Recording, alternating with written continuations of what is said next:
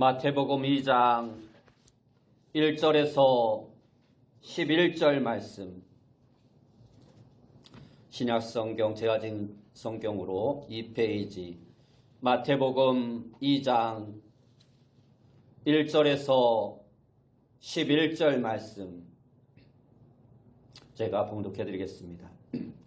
헤롯 왕 때에 예수께서 유대 베들레헴에서 나심에 동방으로부터 박사들이 예루살렘에 이르러 말하되 유대인의 왕으로 나시니가 어디 계시냐?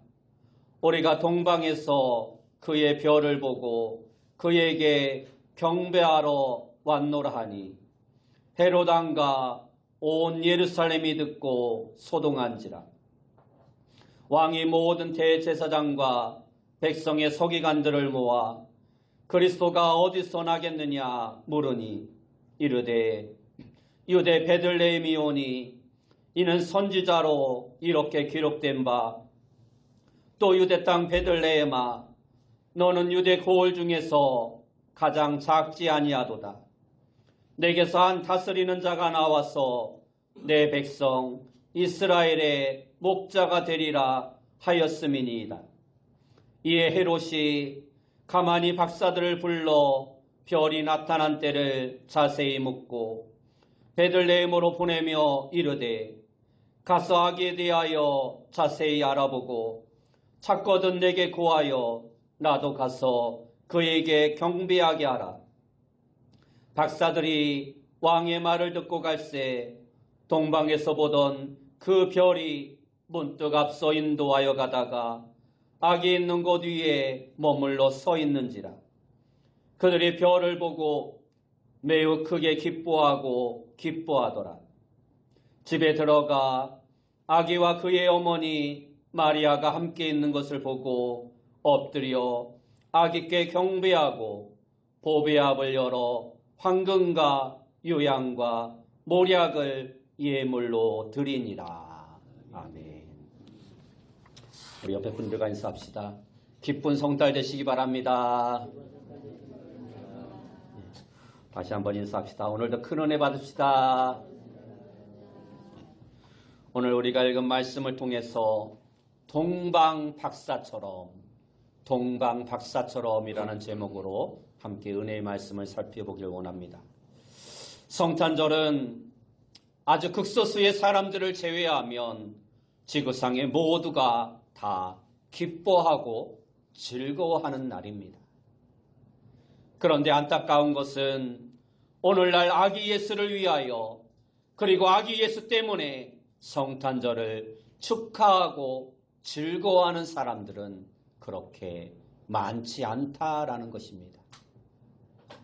예수를 안 믿는 사람은 말할 것도 없고 예수를 믿고 교회 안에서 신앙생활하는 성도들마저도 성탄의 진정한 의미를 모르고 그저 분위기에 취해 성탄절을 보내는 사람들이 많습니다. 생일잔치의 주인공이 빠진다면 그 생일잔치의 의미는 사라지고 말 것입니다. 마찬가지로 성탄절은 그 누구의 생일이 아니라 바로 하나님의 아들 되시는 예수님, 구세주 되시는 예수님, 우리의 메시아 되시는 예수님의 생일인 것입니다. 그러므로 이날만큼은 모든 영광과 존귀와 찬양이 아기 예수님께 돌려져야 하는 것입니다. 성탄절에 실시하는 여러 행사나 이웃사랑을 위한 모든 일들도 아기 예수님의 생일을 축하하기 위한 일들이어야 하는 것입니다. 그런데 과연 우리의 성탄절은 아기 예수님을 위한 날인가? 우리가 기뻐하고 즐거워하는 성탄절이 정말로 하나님의 아들 되시는 예수님, 메시아 예수님, 우리의 구세주 되신 아기 예수님의 탄생을 정말로 마음속으로 기뻐하고 즐거워하는 날인가? 다시 한번 생각해보는 시간이 되어야 할 것입니다. 그래서 오늘 이 시간 본문의 말씀을 통하여 이방인이면서도 가장 먼저 아기 예수님을 경배한 동방 박사들의 모습을 살펴보면서 오늘 우리 모두가 동방 박사처럼 복되고 온전한 마음으로 하나님을 경배하는 성탄절이 되길 원합니다. 오늘 본문 가운데 먼저 살펴볼 것은 말씀을 믿고 순종하여 먼 길을 찾아온 동방 박사들의 열심과 수고입니다. 오늘 본문에 나오는 동방 박사들은 목숨을 걸고 아기 예수님을 찾아왔습니다.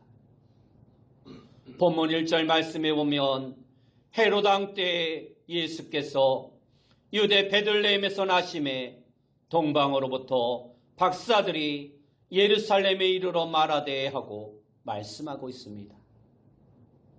이 말씀을 보면 동방으로부터 박사들이 예루살렘을 찾아왔다라고 말씀하고 있습니다. 그들이 왜 예루살렘까지 찾아왔을까요? 그 이유는 오직 한 가지 목적, 바로 아기 예수님을 만나기 위해서입니다. 여러분, 교회는 예수님의 몸입니다. 그러므로 우리가 주일마다 예배 때마다 교회에 나와 예배 드리는 것도 우리의 구세주 되시는 예수님을 만나기 위해서임을 우리는 잊지 말아야 합니다. 교회에 와서 사람만 만나고 간다면 그것은 잘못된 것입니다. 우리는 예수님을 만나기를 사모해야 합니다. 그런데 성경학자들에 따르면 여기서 말하는 동방이란 당시에 바벨론 지역이었을 것이라 말씀하고 있습니다. 바벨론에서 예루살렘까지는 직선거리로 약 1200km 정도 떨어진 먼 거리입니다. 당시에 짐승과 같은 교통수단으로 이동하면 빨라야 15일에서 20일 정도 걸리는 먼 거리입니다. 그 먼 거리를 오직 한 가지 아기 예수님을 만나기 위해 동방 박사들은 왔던 것입니다. 당시에 그 먼 길을 여행하기 위해서는 여러 가지 위험이 있을 수 있습니다.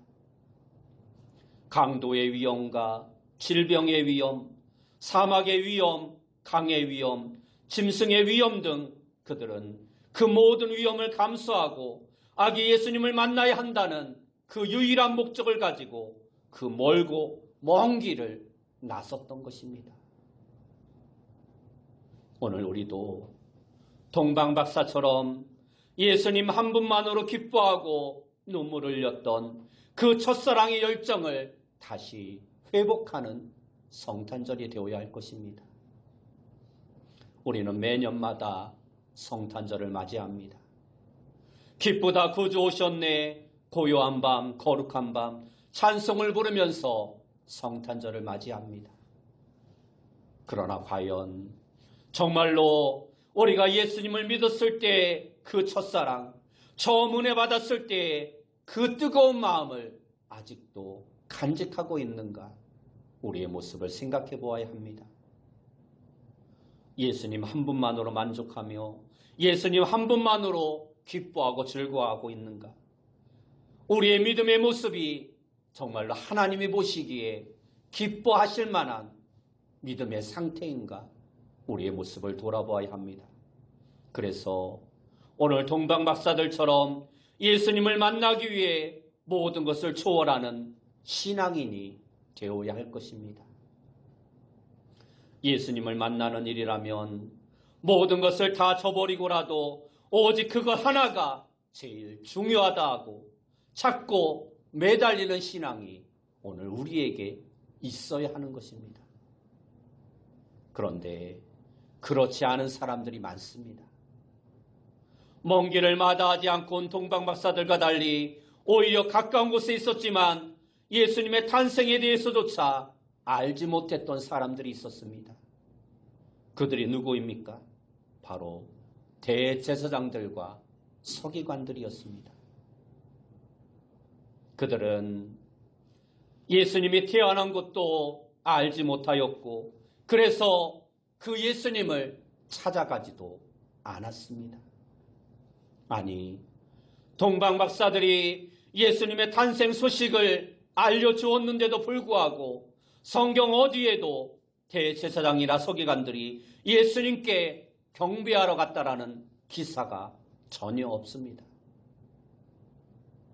대제사장과 서기관들이 누구입니까? 구약에서는 예수님의 탄생을 예언했던 사람들이며 당시에도 성경을 가르치며 연구하는, 그래서 메시아 되시는 예수님의 탄생에 대하여 누구보다 잘 알고 있어야 하는, 또 알아야 하는 사람들이었습니다. 그들이 바로 대제사장과 서기관들이었던 것입니다. 오늘 본문 4절에서 6절 말씀에 보면 왕이 모든 대제사장과 백성의 서기관들을 모아 그리스도가 어디서 나겠느냐 물으니 이르되 유대 베들레헴이오니 이는 선지자로 이렇게 기록된 바 또 유대 땅 베들레헴아 너는 유다 고을 중에서 가장 작지 아니하도다. 내게서 한 다스리는 자가 나와서 내 백성 이스라엘의 목자가 되리라 하였음이니이다 라고 말씀하고 있을 정도로 그들은 성경에 대해서 잘 알고 있었던 사람이었습니다. 그런데 안타깝게도 성경을 잘 몰랐던 동방박사는 그 머나먼 길을 떠나서 아기 예수가 탄생한 그곳을 찾아왔지만 정작 성경을 풀어서 가르쳐주고 가까운 곳에 있었던 대제사장들이나 그것을 기록하는 서기관들은 아기 예수가 탄생했음에도 불구하고 그분을 메시아로 인정하지도 않았고 찾아 경배하지도 않았던 것입니다. 그들이 성경을 온전히 믿었다면 가르치는 것만 아니라 정말로 하나님의 말씀을 온전히 믿었다면 쉽게 이 예언의 말씀을 알고 있었을 것이고 또 그 탄생의 소식을 듣고 가서 경배하지 않을 수 없었을 것입니다. 먼 길을 온 동방박사들과 달리 그들이 있는 예루살렘에서 베들레헴은 8km 정도밖에 떨어지지 않은 아주 가까운 곳에 있었습니다. 그러나 그들은 메시아가 그러한 초라하고 보잘것없는 베들레헴에서 태어나리라고는 믿지 않았던 것입니다. 성경 미가서 5장 2절 말씀에 보면 베들레헴 에브라다야 너는 유다 족속 중에 작을지라도 이스라엘을 다스릴 자가 내게로 나올 것이라 분명하게 가르쳐 주었지만 그들은 설마하며 믿지 않으려 했던 것입니다. 오늘 우리도 우리의 신앙생활에서 설마 하는 생각을 버려야 합니다. 우리 속담에도 보면 설마가 사람 잡는다라는 말이 있습니다. 설마 하는 마음으로 신앙생활 하다가는 큰 실패를 경험하게 되는 것입니다. 하나님의 말씀은 설마가 아닙니다. 하나님의 말씀은 그대로 듣고 그대로 믿고 그대로 순종해야 하는 것입니다. 하나님의 말씀을 우리가 듣고 그대로 믿고 순종할 때 하늘의 문이 열리고 은혜의 문이 열리고 축복의 문이 열리고 하나님의 기적을 체험하는 복된 인생을 살아갈 수 있는 것입니다. 여러분들에게 이러한 축복이 넘치시길 축원합니다. 그런데 예수님 당시의 대제사장들과 서기관들은 하나님의 말씀보다 자신들의 경험과 환경에 근거해서 하나님의 말씀을 잘못 판단하는 오류를 범하고 말았던 것입니다. 그 결과 그들은 예수님을 영접하지 않았을 뿐만 아니라 종국에는 예수님을 십자가에 못 박아 죽이는데 앞장서는 인물이 되고 맙니다. 오늘 우리에게도 말씀보다 경험을 의지하고 환경을 바라보는 성향이 있다면 이것은 잘못된 것입니다. 속히 이러한 모습을 바꿔야 합니다. 제일 중요한 것은 말씀을 말씀대로 믿는 것입니다. 환경이 아무리 어려워도 어떠한 유혹이 와도 우리의 눈에 아무것도 안 보이고 우리 손에 아무것도 안 잡히고 내 앞이 칠흑같이 어두워도 우리는 하나님의 말씀이라면 그대로 믿는 자가 되어야 합니다. 그렇게 하나님의 말씀을 듣고 하나님의 말씀을 믿고 살 때 주님은 우리에게 내 믿음대로 될지어다라고 말씀해 주십니다. 그러한 기적, 그러한 은혜가 여러분들에게 있기를 원합니다. 그렇습니다. 하나님의 은혜를 받고 하나님의 사랑을 받고 하나님의 축복을 받을 수 있는 사람은 하나님의 말씀을 즐거워하는 사람, 하나님의 말씀을 믿는 사람, 하나님의 말씀을 온전히 실천하는 사람들입니다. 두 번째로 살펴볼 것은 아기 예수님께 엎드려 경배한 동방박사들의 겸손입니다. 동방박사들은 아기 예수께 엎드려 경배하였습니다. 동방박사들은 당대 최고의 지식인이자 부귀와 명예를 소유한 사람들이었습니다.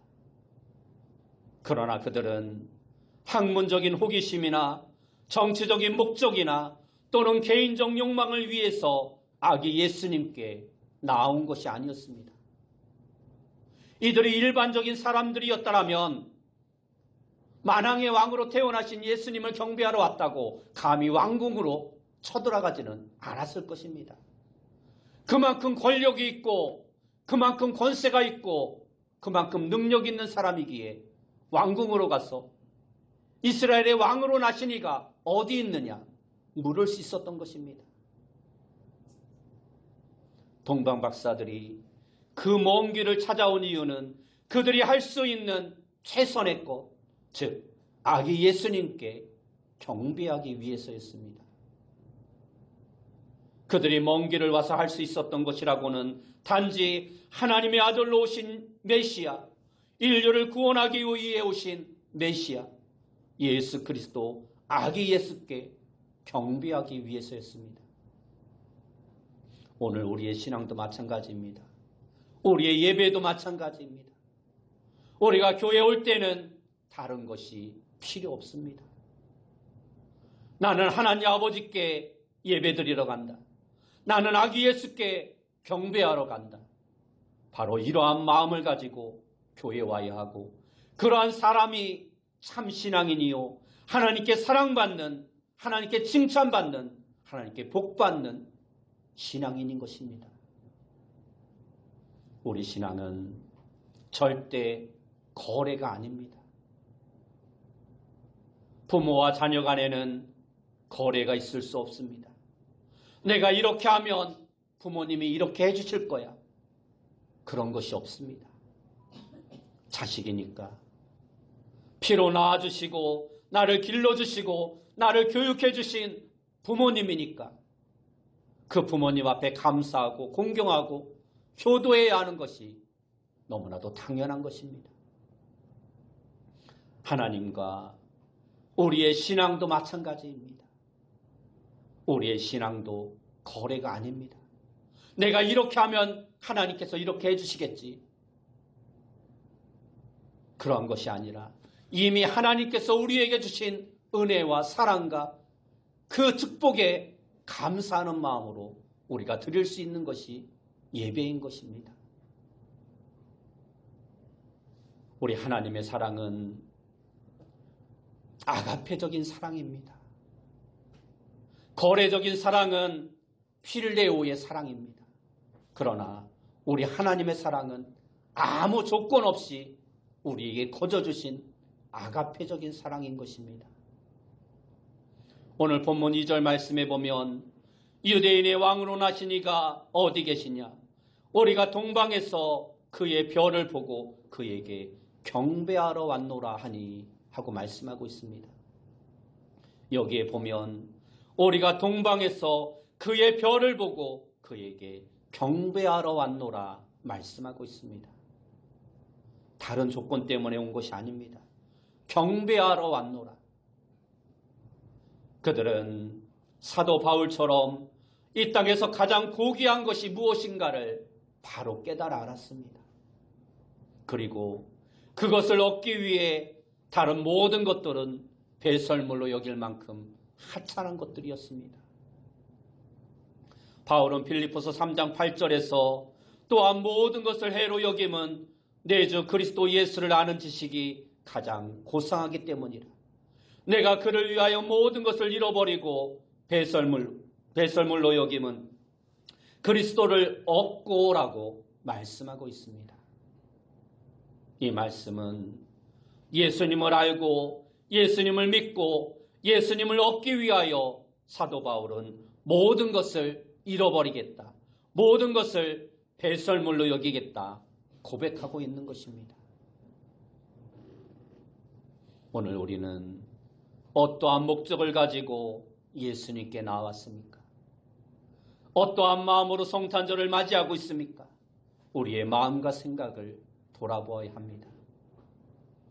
크리스마스라는 말이 무슨 말입니까?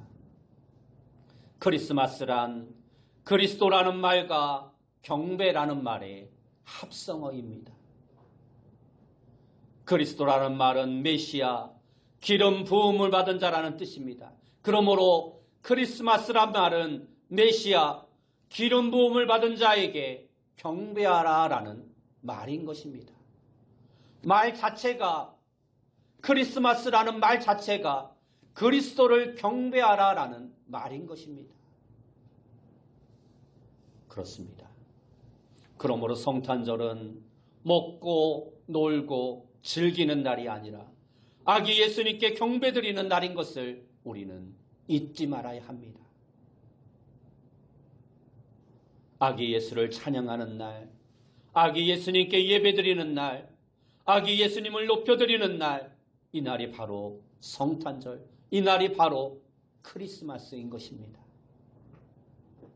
사람과 사람끼리, 가족과 가족끼리, 친구와 친구들끼리 선물을 나누는 것도 좋습니다.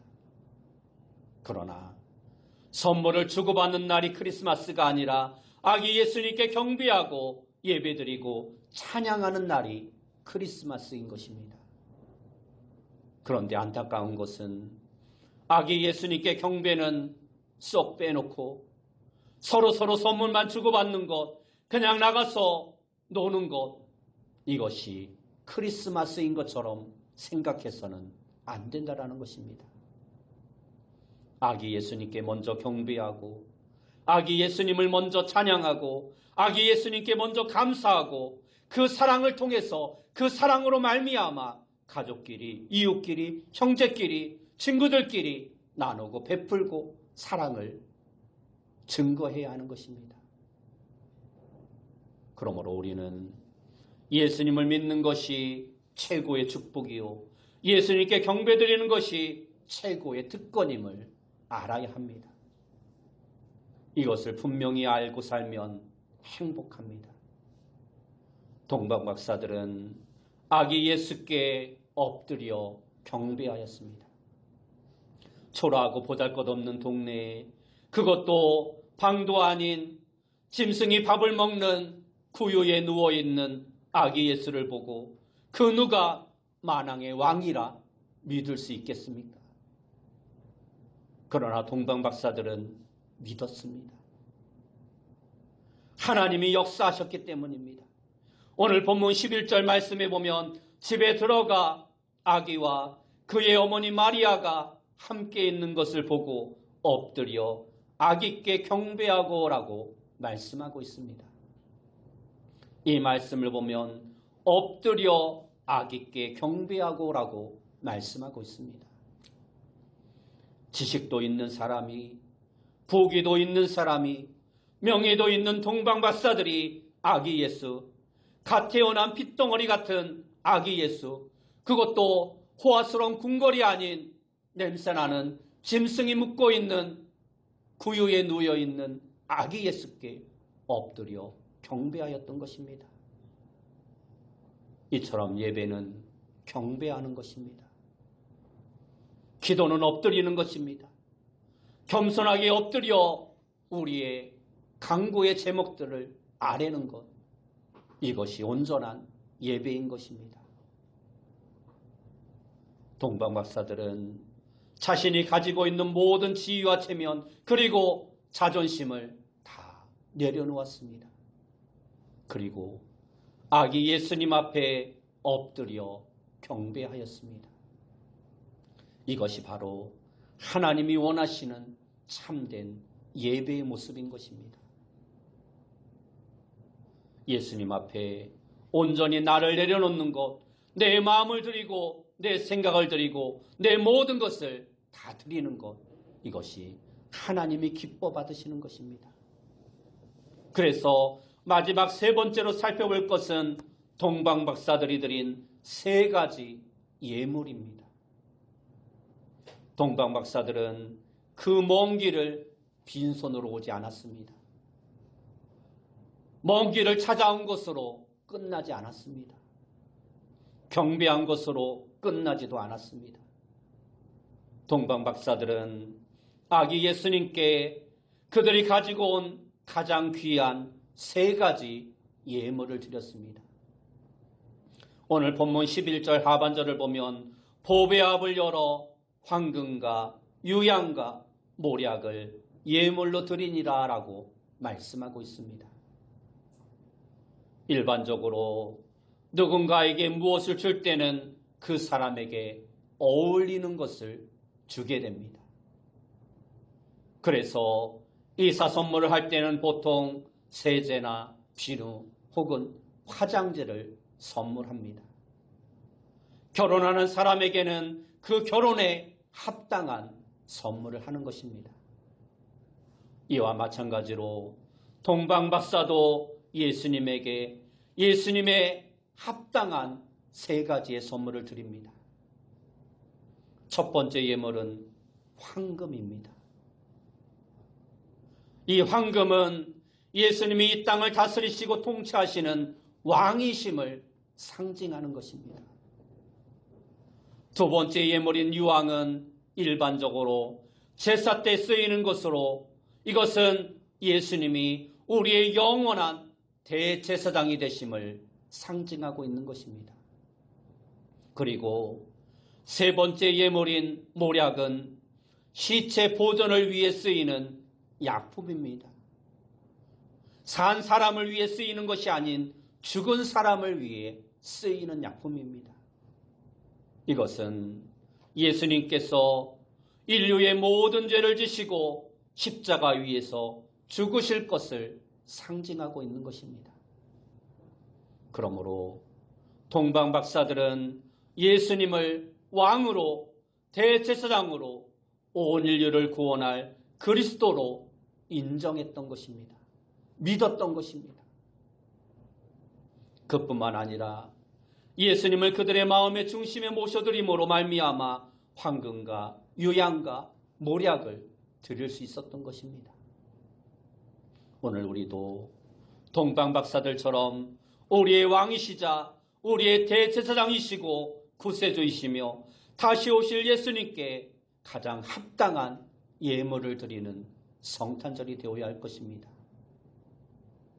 그렇다면 예수님께서 오늘 우리에게 받으시기 원하시는 가장 합당한 예물은 무엇일까요?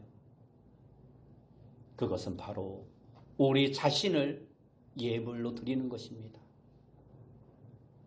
우리의 몸과 마음과 우리의 시간과 우리의 열정과 우리의 모든 것을 예수님께 드리는 것을 주님은 가장 기뻐하십니다.